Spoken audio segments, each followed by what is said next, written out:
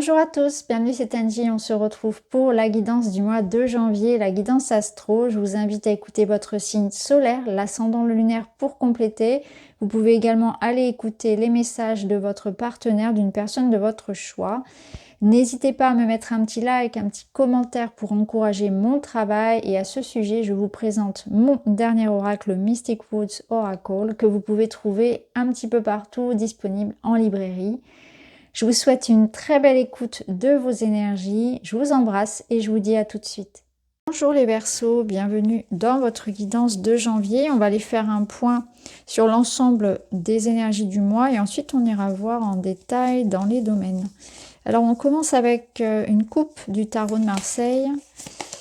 Vous avez le battleur qui nous parle d'action, de compétences, de pouvoir et de créativité.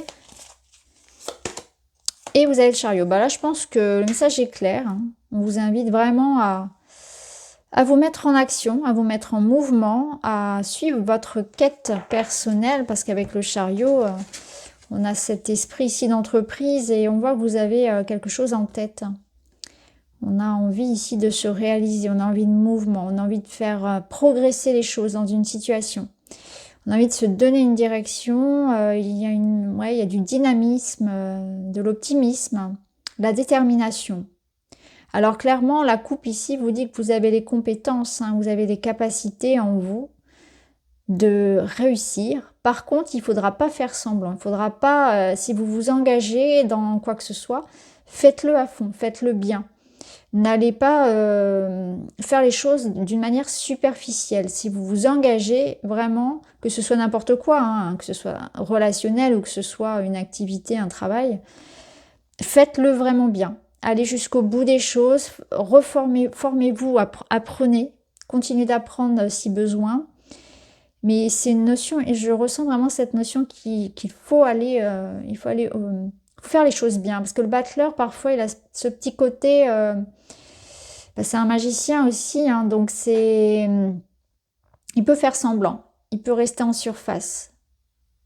Il peut essayer de tromper son monde, de faire comme si il savait alors qu'il ne sait pas. Là, je pense qu'on vous invite quand même à partir de ce que vous possédez, de vos connaissances, de votre richesse, de vos capacités, et à continuer à vous former, à apprendre à développer vos ressources, vos connaissances, vos dons, pour maintenir une certaine cadence et pour avancer. Je pense qu'il y a de ça aussi. Le chariot vous parle aussi, non seulement, donc là on est dans cette notion de ne pas faire les choses de manière superficielle, mais aussi de rester concentré, de concentration, de ne pas regarder à gauche et à droite, de vraiment rester focus sur votre objectif. Alors on va voir tout ça. Il y a peut-être une endurance aussi, c'est peut-être la notion de... Je sens une précipitation ici et la notion de... Il va falloir aller jusqu'au bout, donc doucement. Voyez les choses sur le long terme aussi, envisagez le long terme.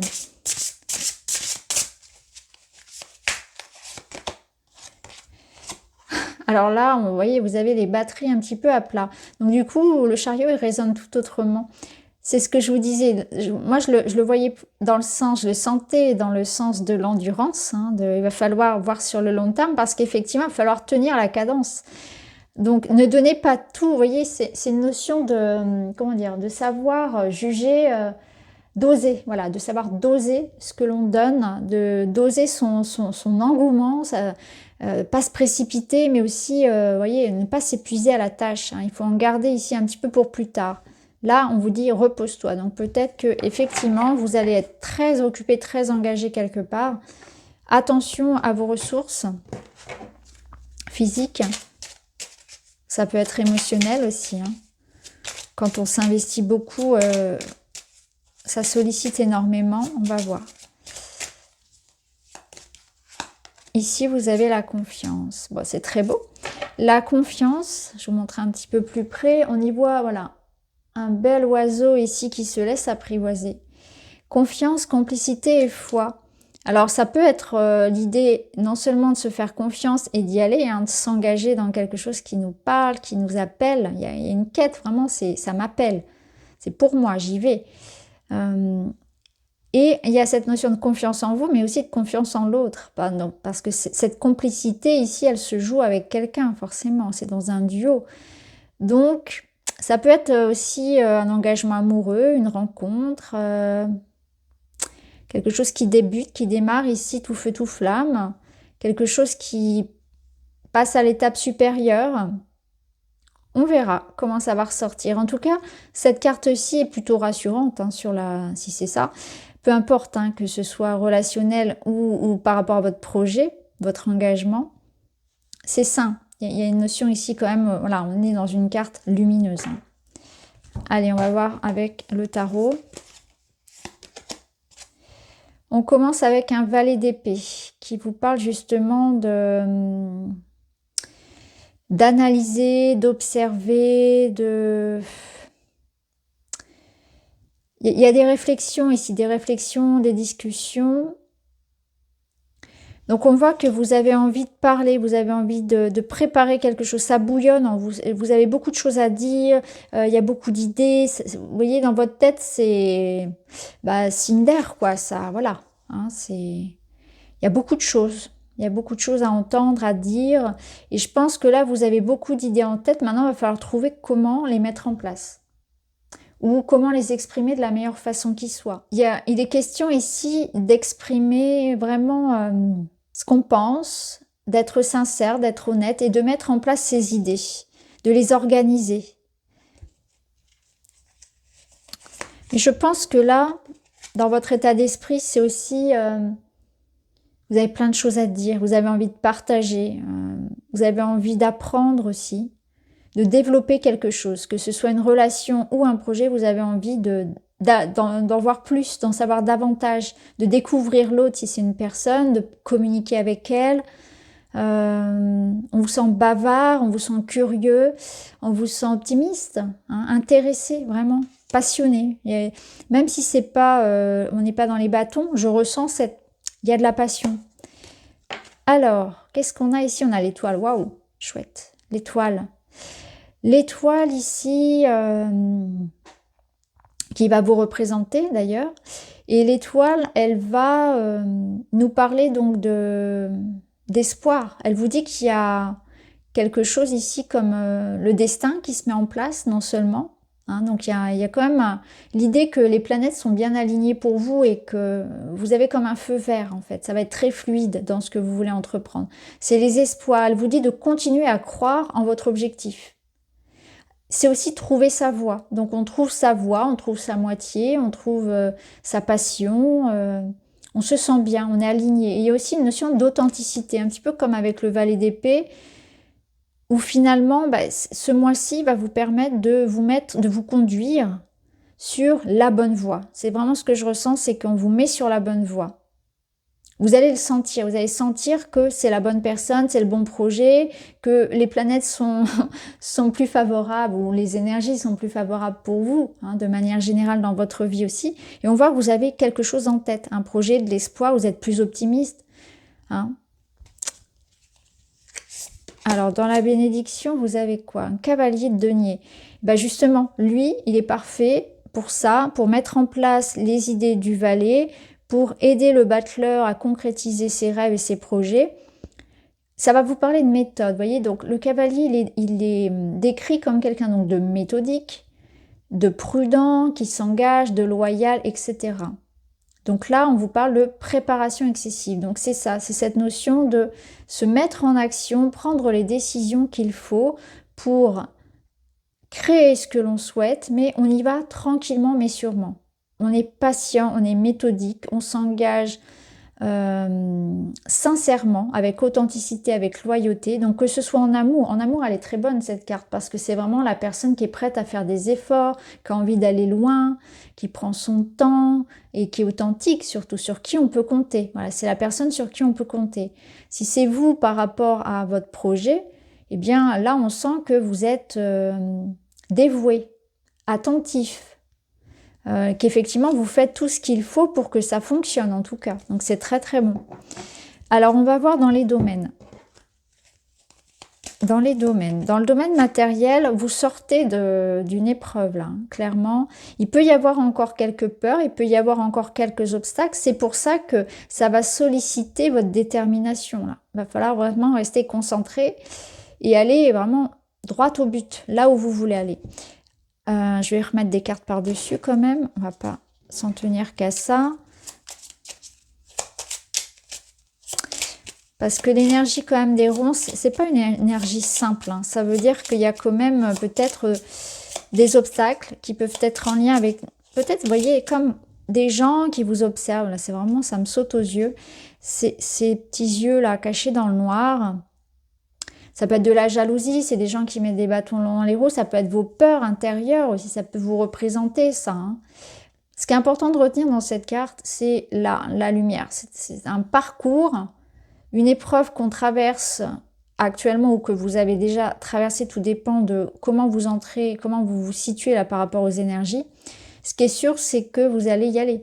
Et on le ressent parce qu'avec le cavalier de denier, il avance malgré tout, même s'il y a toutes ces petites choses qui peuvent être effrayantes, même s'il y a des ronces et que ça griffe, il avance quand même. Et l'étoile, c'est, vous voyez, c'est la lumière au bout du tunnel aussi. Il y a quelque chose en vous que vous portez comme, vous savez, vous avez foi en fait. Vous avez foi en ce qui est en train de se mettre en place, même si vous êtes fatigué, même s'il y a des obstacles. Le chien, donc c'est la confiance. La fidélité, la personne sur laquelle on peut compter aussi. Oui, il y a du soutien ici. Il y a quelqu'un qui vous aide, qui vous protège, qui vous soutient, que ce soit dans votre quotidien, que ce soit au travail, que ce soit dans votre vie personnelle de manière générale. Mais c'est aussi vous. Hein. Vous pouvez compter sur... il y a quelque chose en vous de très stable, de très serein, de très déterminé. Et surtout, vous avez... un accès direct à votre valeur, un accès très conscient à ce que vous êtes capable ou pas de faire. Et on sent que, moi ce que je ressens aussi, c'est qu'il y a de l'aide et du soutien. Je pense clairement qu'il y aura quelqu'un qui viendra vous aider, hein, justement à lever ce poids. Parce que l'encre, c'est ce qui maintient le bateau finalement immobile. Et peut-être que le chien là va venir justement vous... comment lever l'encre, retirer l'épine du pied, on pourra avoir aussi cette image-là, pour faire avancer la situation. Mais c'est aussi votre propre confiance en vous, votre résilience, la prise de conscience de vos valeurs. On va mettre du tarot par-dessus. Roi d'épée. Bah oui, roi d'épée, c'est votre intelligence, c'est votre capacité à raisonner, à trouver des solutions, à réfléchir. Vous voyez, c'est ça. Vous allez vous appuyer sur les faits. Alors là, cette carte, elle vous parle de logique, d'autorité, de conseil juridique, d'objectivité, de sincérité. S'appuyer sur les faits, un homme de loi. Alors peut-être que la loi, l'administration vont intervenir. Le chien peut être cette personne-là, donc ça peut être un juge, ça peut être un avocat, ça peut être, peu importe, quelqu'un qui fait figure d'autorité et qui peut avoir du pouvoir dans votre situation. Mais ça peut être aussi vous, ça peut vous représenter dans le sens où c'est vous qui allez parler, prendre les décisions qui s'imposent. Parce que dans le roi d'épée, il y a aussi cette maîtrise de la décision. Voilà, on regarde les faits et on tranche de manière très juste. On n'y met pas d'émotionnel, on n'y met pas d'affect. Si on doit prendre une décision, on la prend. Voilà, c'est comme ça, point. Il y a une notion de vraiment s'appuyer sur ça, sur la logique. Il y a aussi dire sa vérité, s'exprimer, être franc.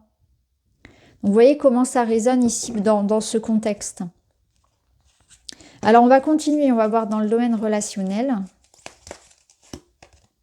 On a le brouillard. Confusion, déni, anxiété. Ouais, il y a du stress. Moi je l'associe là vraiment à l'épuisement. On va vous poser beaucoup de questions, vous serez beaucoup dans le mental, hein, très, très éthéré là sur ce mois-ci. Il se passe beaucoup de choses, ça va vite, vous êtes fatigué, on sent que le mental va jouer. Il y a comme une notion, parce que là on a quand même des cartes qui sont jeunes, là on est sur du 1, là on est sur un page, un cavalier, c'est des énergies où on sent qu'il y a quelque chose qui demande de l'apprentissage, qui demande du temps, de la compréhension. de l'adaptation. Et c'est pour ça aussi que ça vous challenge, parce que vous pouvez avoir cette sensation de ne pas tout savoir, de ne pas tout connaître, de ne pas savoir comment faire, comment gérer. Et c'est pour ça aussi qu'il y a du stress, il y a de l'anxiété. Alors, on va voir. 8 de denier. Là, c'est un petit peu comme je vous disais tout à l'heure, dans le cavalier de denier, dans les relationnels, dans les relations, pardon, il est très bon et très intéressant, parce que c'est quelqu'un, c'est le partenaire idéal, c'est la personne sur qui on peut compter, c'est le meilleur ami, c'est celui qu'on appelle à 2 heures du matin quand ça va pas. C'est vraiment cette personne-là.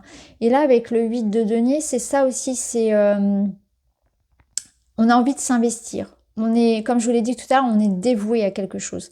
On s'investit personnellement, on s'investit grandement.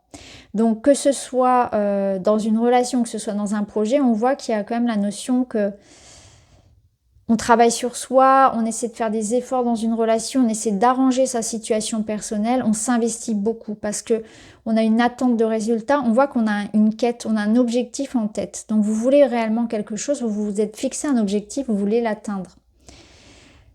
Parce que derrière, on a le 9 de denier qui est quand même quelque chose d'assez abondant, d'assez stable. Et ça, vous le voulez. Vous voulez accéder à ça. Donc on peut avoir des personnes ici qui travaillent sur leur corps, sur leur physique, afin d'atteindre un objectif physique. Ça peut être ça. Ça peut être un objectif vraiment de vie, d'idéal de vie. Hein, où j'ai envie d'acquérir ce confort dans ma vie, ce rythme de vie, voilà, vous voyez comment ça résonne.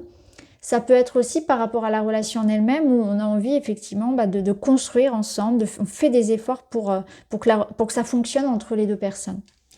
Alors, on va remettre des cartes par-dessus. Alors, là, il y a quelque chose qui me saute aux yeux, encore une fois, c'est ce mot perfectionnement.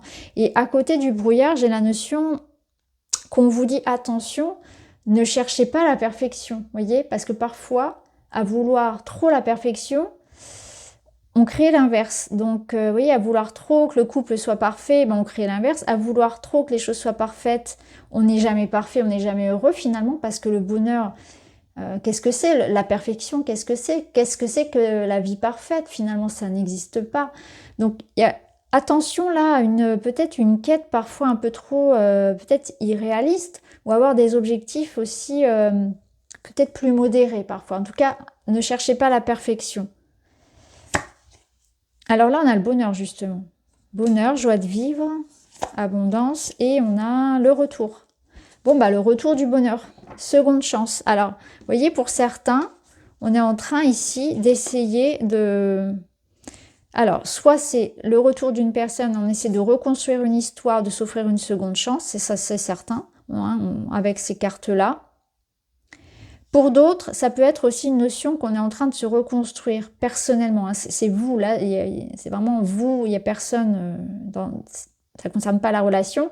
Vous êtes en train de vous offrir une seconde chance, c'est comme si vous aviez envie de croire au bonheur encore. Et vous vous donnez les moyens d'être heureux dans votre vie, c'est ce que je vous disais. Même si parfois il y a des coups de blues, même si parfois il y a des obstacles, on essaie de créer la vie à l'image de ce à quoi on aspire en fait.